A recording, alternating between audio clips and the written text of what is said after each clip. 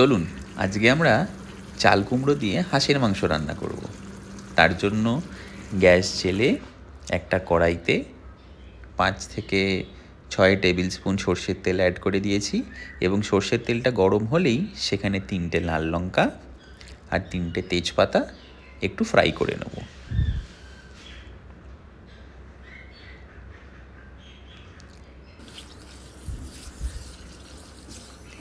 মশলা থেকে যখনই একটা সুন্দর গন্ধ বেরোতে শুরু করবে সেই মুহূর্তে 3খানা কেটে রাখা পেঁয়াজ আমরা কড়াইতে যোগ করে দেব। বড় পেঁয়াজ থাকলে 3টে আর ছোট পেঁয়াজ থাকলে আপনারা এখানে 5টাও ব্যবহার করতে পারেন। পেঁয়াজ ভাজার সময় অনেকেই কিন্তু নুন অ্যাড করে থাকেন যাতে পেঁয়াজটা তাড়াতাড়ি ভাজা হয়, কিন্তু আমি পার্সোনালি সেটা পছন্দ করি না, কারণ নুন অ্যাড করলে পেঁয়াজ থেকে জল ছেড়ে দেয় এবং সেই ক্ষেত্রে পেঁয়াজটা কিন্তু আমার মনে হয় ভালো ফ্রাই হয় না, তাই জন্য আমি এখানেও কিন্তু নুন অ্যাড করিনি। একটু ধৈর্য ধরে পেঁয়াজটা ভাজতে ভাজতে যখন পেঁয়াজটার কালার চেঞ্জ হয়ে যাবে তখনই এখানে আমরা হাঁসের মাংস যোগ করে দেব। আমার কাছে এখানে 900 গ্রাম মতো হাঁসের মাংস রয়েছে। রান্না করতে করতেই বুঝতে পারলাম কড়াইটা একটু ছোট নিয়ে ফেলেছি, তাই জন্য একটু নাড়াচাড়া করতে অসুবিধে হচ্ছিল। আপনাদের কাছে বড় কড়াই থাকলে সেটা ব্যবহার করবেন, তাহলে আমার মধ্যে অসুবিধাটা কিন্তু আপনাদের আর হবে না। মাংসটাকে একটু পেঁয়াজের সাথে ভালো করে মিশিয়ে নিতে হবে এবং মিশিয়ে নেওয়া হয়ে গেলেই সেখানে 1 চা চামচ হলুদ গুঁড়ো এবং 1 চা চামচ লবণ যোগ করে আবারও মাংসটাকে কিন্তু মশলাগুলোর সাথে মিশিয়ে নেব।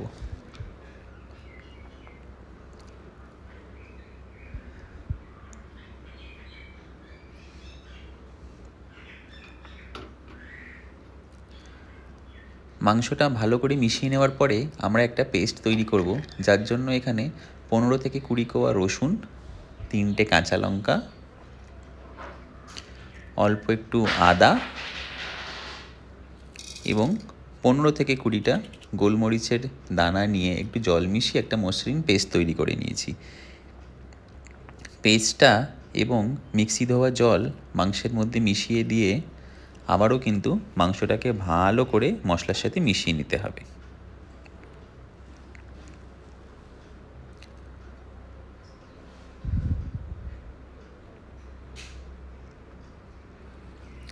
হাঁসের মাংস আপনারা অনেকেই কিন্তু প্রেসার কুকারে রান্না করে থাকেন, কিন্তু আজকে যেহেতু আমার কাছে বেশ অনেকটাই সময় ছিল তাই জন্যেই আমি কিন্তু কড়াইতে কষিয়ে কষিয়ে রান্নাটা করছি, তা না হলে আমি নিজেও কিন্তু প্রেসার কুকারে রান্না করি।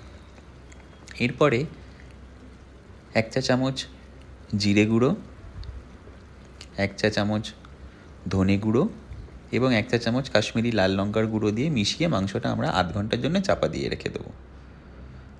আধ ঘন্টা হয়ে গেলেই এখানে আমরা দেখতে পাচ্ছি মাংসর গা থেকে খুব সুন্দর তেল ছেড়ে দিয়েছে। সেই সময় কিন্তু আমরা কেটে রাখা চাল কুমড়ো মাংসর সাথে মিশিয়ে নেব। চাল কুমড়োটা যোগ করার পরে আবারও একটু কিন্তু মাংসর সাথে ভালো করে মিশিয়ে নিতে হবে যাতে মশলাটা চাল কুমড়োর মধ্যেও ঢোকে।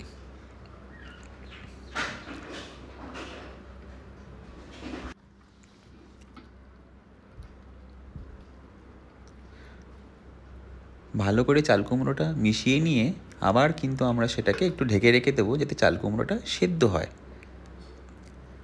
আধ ঘন্টা পরে খুললে আমরা ভালোই দেখতে পাচ্ছি যে মাংস থেকে তেল ছেড়ে দিয়েছে এবং চাল কুমড়োটা মোটামুটি 80% সেদ্ধ হয়েছে। এখনই যতটা আমরা গ্রেভি রাখতে চাই ততটা গরম জল আমরা কড়াইতে ঢেলে দেবো